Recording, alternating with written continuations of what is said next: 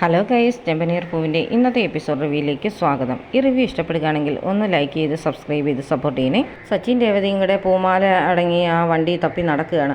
അപ്പോൾ രേവതിക്ക് ആകെ ടെൻഷനാണ്. എങ്ങനെ കണ്ടുപിടിക്കും സച്ചിയേട്ടാ എന്നൊക്കെ ചോദിക്കുന്നുണ്ട്. അതൊക്കെ ഭയങ്കര ബുദ്ധിമുട്ടുള്ള കാര്യമായി. ഈ നാട്ടിൽ ഇപ്പോൾ എവിടെ പോയാൽ തപ്പുണ്ടെന്ന് പോലും അറിയത്തില്ല എന്നൊക്കെ പറഞ്ഞുകൊണ്ടിരിക്കുന്ന സമയത്ത് അനൂപിൻ്റെ ഫോൺ വരുന്നുണ്ട്. സച്ചി ഒന്ന് പറയും, അനൂപ് ആ ഫോൺ വിളിക്കുന്ന എന്ത് പറയണമെന്ന് അറിയത്തില്ലെന്ന്.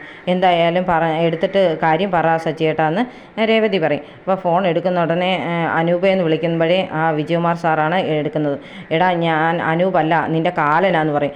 ആരാ നിങ്ങൾ എന്തായി പറയുന്നത്? നിങ്ങളാണോ എൻ്റെ പൂമാല അടങ്ങിയ വണ്ടി എടുത്തതെന്നൊക്കെ ചോദിച്ച് സച്ചി അങ്ങോട്ട് തട്ടിക്കയറുകയാണ്.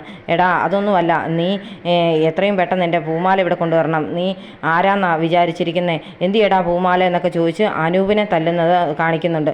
അനൂപ് അന്നേരം താഴെ ഇരുന്ന് തല്ലുകൊള്ളുകയാണ്. അന്നേരം സച്ചി പറയും, സാർ അത് എൻ്റെ പൂമാല അടങ്ങിയ വണ്ടി ഞാൻ അങ്ങോട്ട് കയറ്റി വിട്ടിരുന്നു, ആ വണ്ടി ആരോ തട്ടിയെടുത്തതാന്ന് പറയും. അതൊന്നും എനിക്കറിയണ്ട, നീ നുണ പറയല്ലേ എന്നൊക്കെ ചോദിക്കും. ഞാൻ നുണയൊന്നും അല്ല പറഞ്ഞത് സാർ, ഇത് സത്യമാണ്. ഞാൻ അങ്ങോട്ട് പൂമാല കയറ്റി വിട്ടതാണ്, ആ വണ്ടി ആരാണ്ട് തട്ടിക്കൊണ്ട് പോയെന്ന് പറയും. എനിക്കിപ്പം കാര്യം മനസ്സിലായടാ, നീ ആ എതിർ കക്ഷികളുടെ ആളായിരിക്കും. ഞാൻ ഈ നടത്തുന്ന ഫംഗ്ഷൻ കലക്കാൻ വേണ്ടിയല്ലേ എനിക്ക് ഈ തെരഞ്ഞെടുപ്പിൽ ഒരു സീറ്റ് കിട്ടുമെന്ന് അറിഞ്ഞുകൊണ്ട് അത് മുടക്കാൻ വേണ്ടി തന്നെയായിട്ട് എല്ലാവരും കൂടെ കൂടി കളിക്കുന്നതാണ്. നീ അവരുടെ കയ്യിൽ നിന്ന് എത്ര കാശ് മേടിച്ചടാന്നൊക്കെ ചോദിച്ച് സച്ചിയെ വഴക്ക് പറയുന്നുണ്ട് വിജയകുമാർ സാറ്. പിന്നെ സച്ചി പറയും, സാറ് എനിക്ക് കക്ഷിയൊന്നുമില്ല, ഞാൻ ആരുടെയും കക്ഷിയല്ല എന്നൊക്കെ പറയും. നീ ഒന്നും പറയണ്ട, അരമണിക്കൂർ നിനക്ക് സമയം തരും. അതിനകം നീ ഇവിടെ പൂമാല കൊണ്ടുവന്നില്ലെങ്കിൽ ഞാൻ 2 റീത്ത് മേടിക്കും, ഒന്ന് നിൻ്റെ കൂട്ടുകാരൻ്റെ നെഞ്ചത്തും ഒന്ന് നിൻ്റെ നെഞ്ചത്തും വെക്കുമെന്ന് പറഞ്ഞ് ഭീഷണിപ്പെടുത്തിയിട്ട് ഫോൺ വെക്കുകയാണ് വിജയകുമാർ സാർ. ഫോൺ വെച്ചിട്ട് സച്ചി രേവതിയോട് പറയുന്നുണ്ട്, വിജയകുമാർ സാറാണ് വിളിച്ചത്, അയാൾ എന്ത് ചെയ്യാൻ മടിയില്ലാത്തവനാ, അതുകൊണ്ട് എത്രയും പെട്ടെന്ന് ആ വണ്ടി കണ്ടെത്തിയിട്ട് നമുക്ക് ഇത് ഏൽപ്പിക്കണം പൂമാല, അല്ലെങ്കിൽ ആകെ പ്രശ്നമാകുമെന്നൊക്കെ പറയുന്നുണ്ട്. എന്താ ചെയ്യേണ്ടതെന്ന് അറിയത്തില്ലല്ലോ, നമ്മളെന്തായാലും കഷ്ടപ്പെട്ട് ഉണ്ടാക്കിയ മാലയല്ലേ എന്നൊക്കെ പറയും. എന്നാലും നീ ഒരുപാട് ഉറക്കളച്ചൊക്കെ ഉണ്ടാക്കിയതല്ലായിരുന്നോ എന്നൊക്കെ പറഞ്ഞ് സച്ചിക്ക് ആകെ വിഷമമാകുന്നുണ്ട്. എങ്ങനെ ചെയ്യുമെന്നൊക്കെ ഓർത്ത് ഇങ്ങനെ വിഷമിച്ച് പോകുമ്പോഴത്തേന് ഒരു പള്ളിയുടെ മുമ്പിൽ വരുമ്പോഴത്തേന് സച്ചി വണ്ടി നിർത്തി അങ്ങ് ഇറങ്ങുന്നുണ്ട്. എന്താ വണ്ടി നിർത്തി നിൽക്കും, നമ്മളിങ്ങനെ എവിടെയൊക്കെയാണെന്ന് പറഞ്ഞാൽ അന്വേഷിക്കുന്നത്, നമ്മൾ തന്നെ തപ്പിയാലും കാര്യമൊന്നും നടക്കില്ല. അതുകൊണ്ട് ഞാൻ ടാക്സിയുടെ ഡ്രൈവർമാരുടെ ഗ്രൂപ്പിലും ഓട്ടോ ഡ്രൈവർമാരുടെ ഗ്രൂപ്പിലും ഉണ്ട്, അതുകൊണ്ട് ആ ഗ്രൂപ്പിലേക്ക് നമുക്ക് ഈ വണ്ടിയുടെ നമ്പരും ഫോട്ടോയും ഒന്ന് അയച്ചു കൊടുക്കാം, എന്നിട്ട് കാര്യം പറയാമെന്ന് പറയും. അത് ശരിയാ, അത് നല്ലൊരു ഐഡിയ. ഫോട്ടോ ഉണ്ടോ എന്ന് ചോദിക്കും. രാവിലെ ഞാൻ ആ വണ്ടിയുടെ മുമ്പിൽ നിന്നൊരു ഫോട്ടോ എടുത്തില്ലായിരുന്നോ, നീ എടുത്തു തന്നില്ലേ, അത് നമുക്കിടാമെന്ന് പറയും. നോക്കുമ്പോഴത്തേന് അതിനകത്ത് വണ്ടിയുടെ നമ്പരൊക്കെ ഉണ്ട്. സച്ചി എന്നിട്ട് എല്ലാ ഗ്രൂപ്പിലേക്കും ആ നമ്പർ ഉള്ള വണ്ടി കാണാതെ പോയിട്ടുണ്ട്.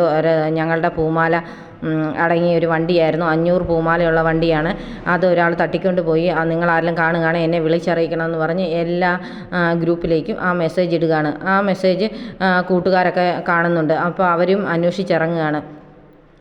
എല്ലാവർക്കും സച്ചിയോട് ഭയങ്കര കാര്യമായതുകൊണ്ട് സച്ചിയുടെ വണ്ടി കാണാൻ പോയെന്ന് അറിയുമ്പോഴേ എല്ലാവർക്കും ഒരു ടെൻഷനാണ്. എല്ലാവരും തപ്പുന്നുണ്ട്. അന്നേരം ഓരോ ഓട്ടോ ഡ്രൈവർമാരുടെ ഗ്രൂപ്പിലേക്കൊക്കെ വരുമ്പോഴത്തേന് അവരെല്ലാവരും ഇത് കാണുന്നുണ്ട്.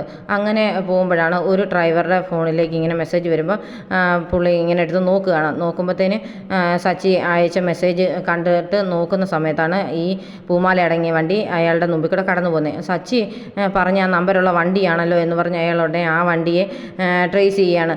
പുറകെ പോകുമ്പം കുറച്ച് കഴിയുമ്പോഴത്തേന് സച്ചിയെ വിളിച്ച് പറയുന്നുണ്ട്, ഞാൻ ഈ വണ്ടി കണ്ടെത്തി എന്നൊക്കെ പറഞ്ഞ്. അന്നേരം സച്ചിയും രേവതിയും കൂടെ വീണ്ടും ടെൻഷൻ അടിച്ച് ഓരോ സ്ഥലത്ത് ഇങ്ങനെ ഇറങ്ങി നടന്നുമൊക്കെ നോക്കുകയാണ്. അന്നേരത്തേന് ഈ മെസ്സേജ് കാണുമ്പോഴത്തേന് സച്ചി ചോദിക്കും, ലൊക്കേഷൻ അയച്ചു തരാൻ പറയും. അതെ, ഞാൻ ലൊക്കേഷൻ അയച്ചിട്ടുണ്ട്, നീ എത്രയും പെട്ടെന്ന് അങ്ങോട്ട് വരാൻ പറഞ്ഞു കൊടുക്കും. അന്നേരത്തേന് ഉടനെ തന്നെ സച്ചിയും രേവതിയും കൂടെ ആ വണ്ടി തപ്പി ഇറങ്ങുകയാണ്. അന്നേരം ഈ വണ്ടി ഇങ്ങനെ പോകുന്നത് കാണിക്കുന്നുണ്ട്. ആ കൂട്ടുകാരൻ പുറകെ ഇങ്ങനെ പോവുകയാണ്.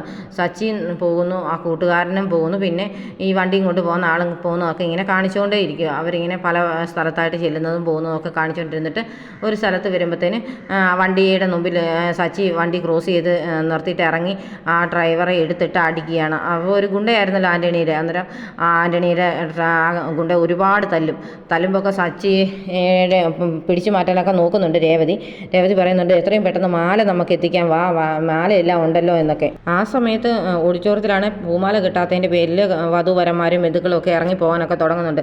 ഇവരെല്ലാവരും സമാധാനിപ്പിച്ച് അകത്തേക്ക് വിടും. വിജയകുമാർ സാർ അനൂപിനെ വഴക്ക് പറയുന്നുണ്ട്. എടാ, നീ പറഞ്ഞിട്ടല്ലേ ഞാൻ അവന് പൂമാലയുടെ ഓർഡർ കൊടുത്തത്, എന്നിട്ട് എന്ത് ചെയ്യേ പൂമാല, എൻ്റെ ഇമേജ് എല്ലാം ഇന്ന് പോകും എന്നൊക്കെ പറഞ്ഞ് ഇങ്ങനെ ടെൻഷൻ അടിച്ച് നിൽക്കുന്ന സമയത്ത് സച്ചി അനൂപിനെ വിളിക്കുന്നുണ്ട്. വിജയകുമാർ സാറാണ് ഫോൺ എടുക്കുന്നത്.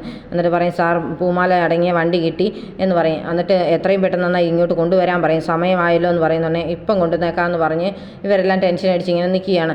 ആ സമയത്ത് സച്ചിയും രേവതിയും പൂമാലയൊക്കെ അടങ്ങിയ വണ്ടിയും കൊണ്ട് കയറി വരുവാണ്. എന്നിട്ട് ഇവർക്കെല്ലാവർക്കും സമാധാനമാകുന്നുണ്ട്. സമയത്ത് തന്നെ വണ്ടി എത്തിയല്ലോ എന്നോർത്ത്. അപ്പോൾ സച്ചിയും രേവതിയും വണ്ടിയിൽ നിന്ന് ഇറങ്ങി ഇങ്ങനെ നിൽക്കുന്നതൊക്കെ കാണിച്ചുകൊണ്ടാണ് ഇന്നത്തെ എപ്പിസോഡ് അവസാനിക്കുന്നത്.